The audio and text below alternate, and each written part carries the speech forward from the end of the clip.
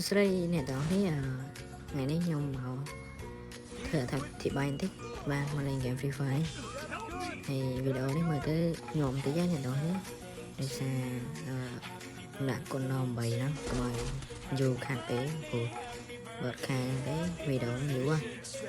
bạn đã xa nhưng thứ video này xa khởi nhau xong nói nên game Free Fire bạn làm đẹp nó với chị em mình đẹp nè của Arsenal nó là được cũng không may mà update សម្រាប់មកលេងបាញ់ទៅលើបាទតែមានណា update មកលេងបាញ់ញញូបាទនៅម្ដងនេះកន្លែងទៅមកទៀតណាម្ដងគេលេងញញូខ្ញុំលេងដល់ស្នប់នេះគឺបាញ់ឈ្នះគេខ្ញុំក៏ផាំថាស្នប់បាទអញ្ចឹងខ្ញុំមកដឹងថា game Free Fire គាត់ update ដល់នេះនឹងគាត់គិតយ៉ាងម៉េចទេដោយសារពីមុនមាន ski ចម្លែកម្ដងហើយខ្ញុំមិនថាឥឡូវនេះមកដល់អាប់ដេតថ្មីនេះទៅចេញញញួរណាហើយបាញ់ចឹងសួរថាមានន័យអីអត់សប្បាយទេខ្ញុំឃើញគេបាញ់វាយទៅមកញញួរហ្នឹង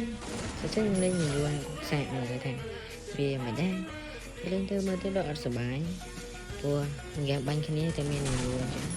អត់អត់មើលទេដូចអ្នកទាំងគ្នាលេងចឹងព្រោះបាញ់គេសុកមានអាណាគេមកដាក់ញញួរពីក្រោយគប់មកណុកបានអស់សប្បាយបាទទៅសិនបាញ់ភ្លើងទៅគាត់ត្រូវពេកប៉ាយ៉ាដាក់កប់បៃតកតាន់ហើយបើសិនគប់ញញួរហើយតាគាត់ឯទៅតែពីរដងនឹងហៅគាត់បៃតកដាក់មិនតាន់ទេអញ្ចឹងវីដេអូហ្នឹងសូមផ្ញើទៅដល់តាមក្រុមហ៊ុន Free Fire ផងសូមឲ្យគាត់អាប់ដេតដល់ចេញញញួរហ្នឹងទៅមើលxemពេលច្រើនមើលមានអ្នកលេង game Free Fire រីកូនច្រើនដែរបាទលើការដាក់ញញួរហ្នឹងបាទវីដេអូហ្នឹងក៏សំណូមពរដល់ក្រុមហ៊ុន Free Fire ទេបាទអរគុណច្រើន